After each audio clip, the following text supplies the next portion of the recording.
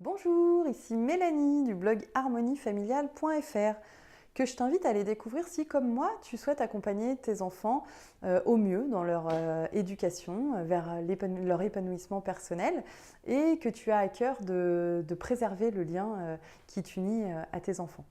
Tu trouveras sur mon site un guide qui te mènera en 5 étapes à l'harmonie avec tes enfants et que tu peux télécharger gratuitement.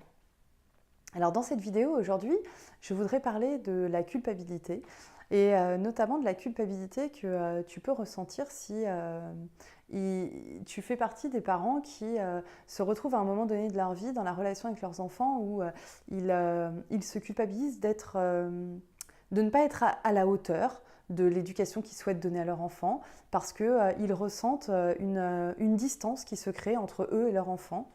Alors, dans les témoignages que j'ai eus, c'est des parents d'enfants, par exemple, à partir de 7, 8, 9, jusqu'à peut-être vraiment la préadolescence, tu vois, 12 ans. Et du coup, eh ben, ces parents-là qui sentent cette distance s'installer avec leur enfant, ont l'impression de ne pas y arriver, de ne pas être à la hauteur de l'éducation qu'ils veulent donner, de ne pas réussir à élever leurs enfants correctement et se sentent énormément coupables. Alors, dans cette vidéo, mon objectif, c'est de te faire prendre conscience de quelque chose. Parce que j'en ai moi-même pris conscience en fait il y a quelques temps et c'est quelque chose qui m'a énormément aidé à avancer et surtout à sortir de ce sentiment de culpabilité.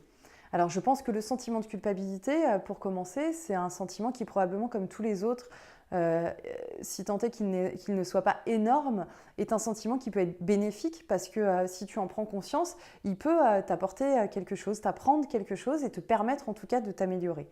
Ce sentiment de culpabilité que tu vas ressentir, je pense qu'il est lié au fait que en fait, tu as l'impression que en tant que parent, tu vas faire de ton mieux tous les jours, donner le meilleur de toi-même. Tu vas utiliser des outils, tu vas dépenser de l'énergie, tu vas te renseigner, tu vas lire, tu vas peut-être assister à des conférences, tu vas peut-être te former même carrément, tu vas peut-être assister à des ateliers, participer à des ateliers pour vraiment donner le meilleur de toi-même pour éduquer ton enfant de ton mieux parce que tu veux qu'il soit heureux, tu veux qu'il devienne un adulte épanoui, tu veux voilà, que ton enfant soit vraiment épanoui et heureux dans sa vie au quotidien. Sauf qu'il y a quelque chose, je pense que beaucoup de parents oublient, c'est qu'en fait, tu n'es pas ton enfant. C'est-à-dire que toi, en tant que parent, tu peux donner le meilleur de toi-même, tu peux faire tout pour t'améliorer, tu peux apprendre beaucoup de choses tous les jours, tu peux continuer à te former, etc. C'est très bien. Et tu vas réussir à donner le meilleur de toi-même. Alors peut-être pas tous les jours, hein, parce que personne n'est parfait, mais tu vas réussir à donner le meilleur de toi-même, on va dire d'une façon générale. Tu vas réussir à transmettre beaucoup de choses positives à ton enfant, sauf que ton enfant, il a son propre chemin à faire et que tu n'es pas à sa place et qu'en fait tu n'as pas le contrôle sur sa vie et qu'en fait lui c'est un individu à part entière et qu'il a son propre chemin à faire. Alors ça veut dire quoi? Ça veut dire que ton enfant, de son côté, il va recevoir toutes les bonnes choses, les choses positives que tu vas lui apporter, mais c'est pas pour ça que tu vas lui éviter la souffrance, c'est pas pour ça que tu vas lui éviter les difficultés, les conflits, et c'est pas pour ça que ton enfant sera heureux tous les jours. Déjà, est-ce que c'est possible? Bon, c'est un autre débat, hein. Est-ce que c'est possible d'être heureux tous les jours? Mais ton enfant a son chemin à faire. C'est-à-dire que tu navigues pas réellement sur le même bateau que ton enfant. Tu, Lorsque tu mets ton enfant au monde, ton enfant, il se détache de toi. Et plus il va grandir, et plus il va se détacher de toi. Et ton objectif en tant que parent, c'est de l'aider à développer ses ailes et de l'aider à s'envoler vers sa propre vie, son propre destin. Donc, à partir de ce moment-là, il faut que tu prennes conscience que tu n'es pas responsable de tout ce que vit ton enfant. Alors, en tant que parent, parfois, on se sent responsable de tout parce que, en fait, notre enfant, quand on l'a, il est bébé. On s'occupe de lui et le bébé, il est dépendant à 100% de nous. Donc, évidemment, on s'investit Sauf que ton enfant, il reste pas bébé en fait. Il grandit, il apprend des choses, il évolue. Et plus il évolue, et plus il se détache petit à petit de toi. Et c'est ce qui est génial en fait, c'est ce qui fait la beauté de la vie. Et toi, ton rôle, c'est de lui transmettre toutes les bonnes choses, les choses positives, le meilleur de toi-même. Voilà tout ce que je disais au départ de cette vidéo.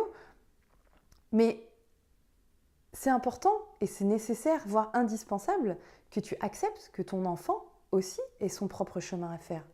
Donc, si tu ressens un éloignement vis-à-vis de ton enfant, ce que je veux dire par là, c'est que tu n'es pas forcément responsable de cet éloignement. Tu peux l'être en fonction de la relation que tu as avec ton enfant.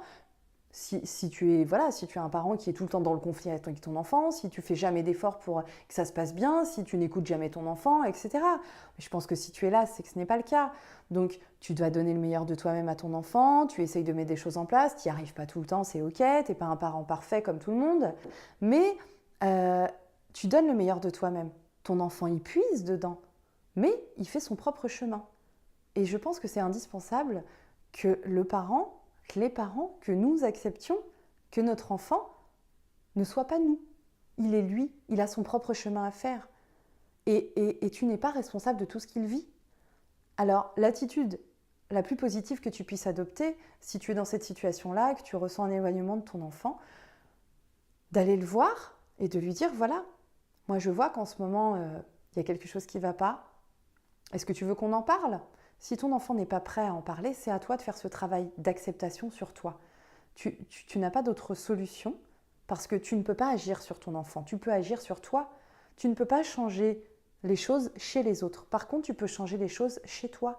C'est à toi d'apprendre à accepter cette distance que va instaurer ton enfant à certains moments parce que peut-être que ton enfant va se tourner vers d'autres personnes que toi, vers des amis, en l'occurrence, et c'est très bien, parce que ça veut dire qu'il a un réseau social qui se développe, et c'est tant mieux. Un enfant de cet âge-là qui n'a pas de réseau social et qui n'a que son parent, à mon avis, c'est un signal d'alarme. Donc, s'il a des amis et d'autres personnes que toi à qui parler, c'est très bien.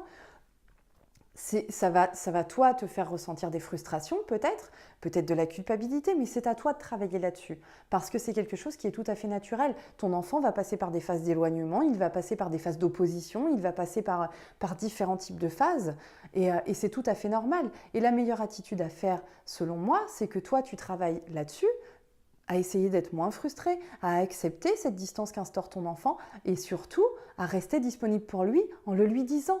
Voilà, moi je constate ça. Si tu ne veux pas en parler aujourd'hui, c'est ok pour moi. Sache que le jour où tu veux en parler, tu viens me trouver et moi je serai là pour toi. N'importe quel moment, n'importe quel jour. Et ça, ton enfant, il l'entendra. Et c'est de ça dont il a besoin et c'est de la meilleure attitude que tu peux adopter. Le reste, c'est vraiment à toi de le travailler.